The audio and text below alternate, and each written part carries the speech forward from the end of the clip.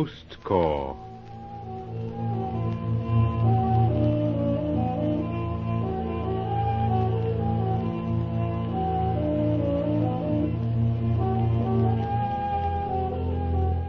The Prayer Rug of Nana Sahib, a story of freelance diplomacy, intrigue, and mystery in the Far East.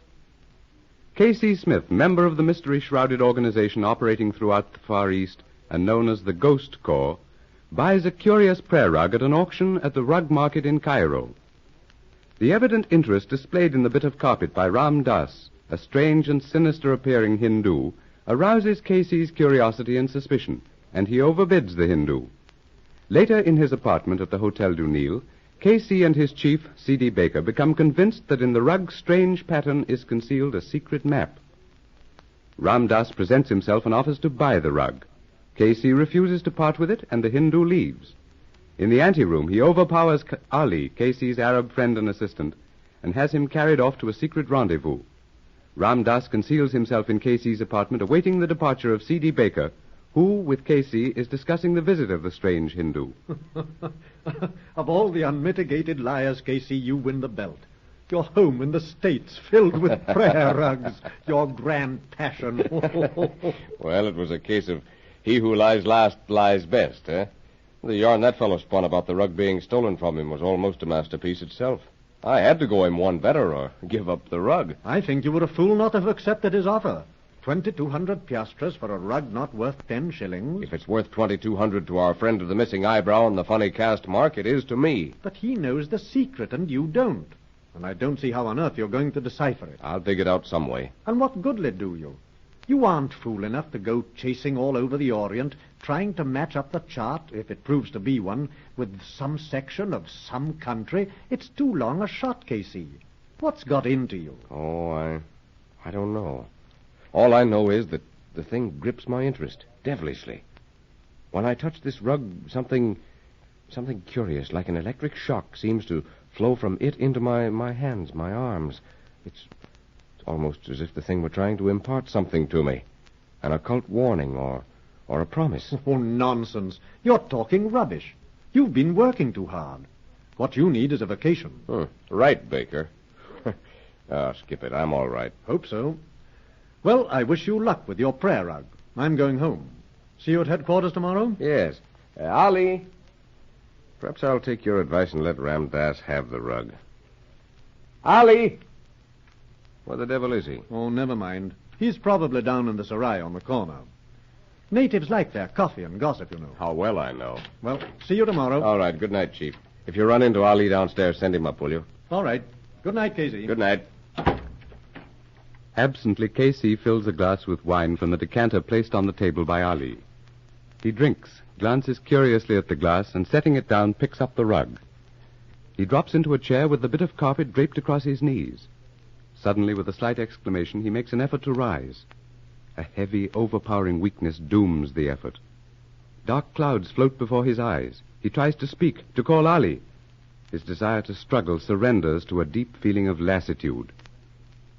Meanwhile, Ali, still unconscious from the blow dealt him by Ram Das, lies on a cot in a dark rear chamber in a small house near the Mosque El Asra.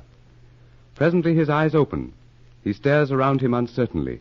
Through a partly open door, bright light patterns a yellow square on a worn carpet. From the lighted chamber comes the sound of voices. It is time, Raoul, for the master to return.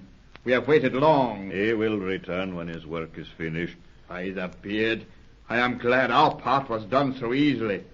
I only hope the master did not strike hard enough to kill the Arab dog in there. Listen, someone is coming. It will be the master. It is time. You have been long, master. Was there trouble? No.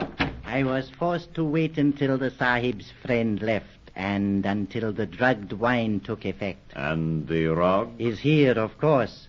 The Arab servant, where is he? There, in the next room, still unconscious. You struck hard, master. And now? We leave here at once. There is a train for Alexandria within the hour. Tomorrow night I leave Alexandria for Karachi by plane. You and Mustafa will travel by boat. We return to Kundra at once? Yes, get there without delay. I shall be there long before you arrive. I will do nothing until you arrive. And the rug, Master? You will return it to Lakshmini? I am no fool, Mustafa, who gives up the goose with the golden egg. We have gone to too much trouble and expense in tracing it to give it up so easily. The Rani Lakshmini will be told the rug could not be found. And she will believe Ram Das, High Priest of Vishnu and a trusted advisor. And if the Sahib from whom you took the rug thinks to follow... He will not find the forbidden city of Kundra. It is too well hidden in our Himachal mountains. However, I shall take steps to prevent such an attempt. Then our work is finished here. And what of the Arab in there? Leave him. Once we are away from this house and out of the city, we will have little to fear. We are ready, then. Our belongings? There, beside the door. We have been prepared to leave at a moment's notice, as you directed. Come then, and make haste.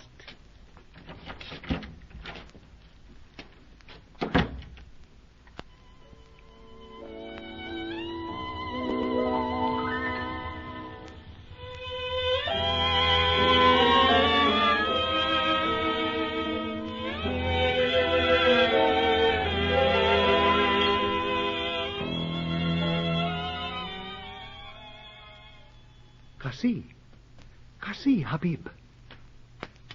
Kasi. Awaken, Kasi. It is I, Ali. Ali. Well, don't slap my head off. What's the matter? The rug, Kasi. Ram Das has stolen the rug.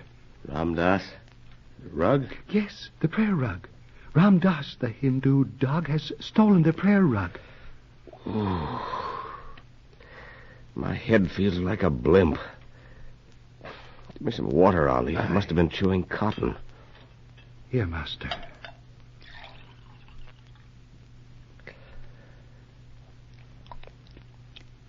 That's better. Now tell me, what? I passed out completely a few minutes ago. Kasi, look, it is near morning. You have been under the influence of drugged wine since 11 o'clock last night. Drugged wine? Who? Ram Das. As I went before him to the outer door, he struck me from behind, and I knew no more until I came to in a strange room. Well, that accounts for this awful taste in my mouth. How the devil did he drug the wine, and when? When he left this room. If you will recall, he paused a moment there beside the table to light a cigarette. The decanter of wine stood beneath his hand. By Jove. Clever. And Baker and I never took our eyes off him as long as he was in this room. I also watched and was blind. We are children, Kasi. Getting old, losing our grip. Baker was right. We need a vacation. But what happened to you? Where'd they take you? To a house near the Mosque El Ashra. Good Lord, way over there? Yes. I watched through a crack in the door and listened to the talk of two men in an adjoining room. Then Ram Das came. Under his arm he carried the rug. He told of how he had drugged the wine, overpowered me, and taken the rug when C.D. Baker left and you slept. How'd you get away? I suppose the fools did not wish to add murder to robbery. However, they left, believing me still unconscious from the blow Ram Das gave me here. They ran, like the jackals they are, leaving the house to me. Oh, lucky they didn't slit your throat. Their plans, you heard? Aye. They go to India, to Kathmandu, thence to Kundra, a forbidden city somewhere in the Himalaya mountains. Yeah, and Ram Das. Who is he, did you learn? From their talk, I gathered that he is a high priest of Vishnu. With that mark on his forehead? I doubt it, but go on. He is also the trusted advisor of Lakshmini, the Rani of Kundra. There's a Hindu legend dealing with a prayer rug that once belonged to the Raja Nana Sahib. I recall vague parts of it. Well, you wouldn't know about that, though. Some 70 years ago, during the War of Rebellion in India, Nana Sahib, to escape the vengeance of the British for the massacre of Cawnpore, fled into the Himalaya mountains, taking with him certain of his followers and a great fortune in gold and jewels. Well, I'll be darned. He established a city which has never been found, nor has Nana Sahib ever been heard of or seen since. His hoard of gold and jewels is said to be hidden somewhere in the mountains near this city. Does the story sound familiar, Cassie? You son of a gun. Well, how the devil did you... Well, go on. The location of the treasure cave he had woven into the pattern of a prayer rug, which eventually came into the possession of a strange Rani. This woman is said to be the granddaughter of Nana Sahib and the present ruler of Kundra, the Forbidden City. The rug was stolen from her when she was a child. The treasure has never been found because those who have since possessed the rug were unable to fathom its secret. That, Cassie, is the tale of Nana Sahib's prayer rug, as I have often heard it. Ali, my friend, you're a wonder. That's the story right enough. Where did you hear it? In the days of my youth, I spent some time in Bombay, Calcutta, and various cities of northern India. You speak the language, Urdu? Yes, Cassie. Look, Ali, look. You saw that prayer rug I bought. Aye. Could it be possible that the one of the legend and the one I had are the same? Conceivable, at least. Else why should Ram Das go to such lengths to gain possession of it? Exactly my thought. Ram Das, that strange caste mark on his forehead. And the missing eyebrow, which gives to his face a most sinister expression. But what connection can he have with your rug or the legend? I wonder. Call the office downstairs and give them C.D. Baker's number. Tell them to get him on the phone for me. Cassie, it is not more than 3 o'clock.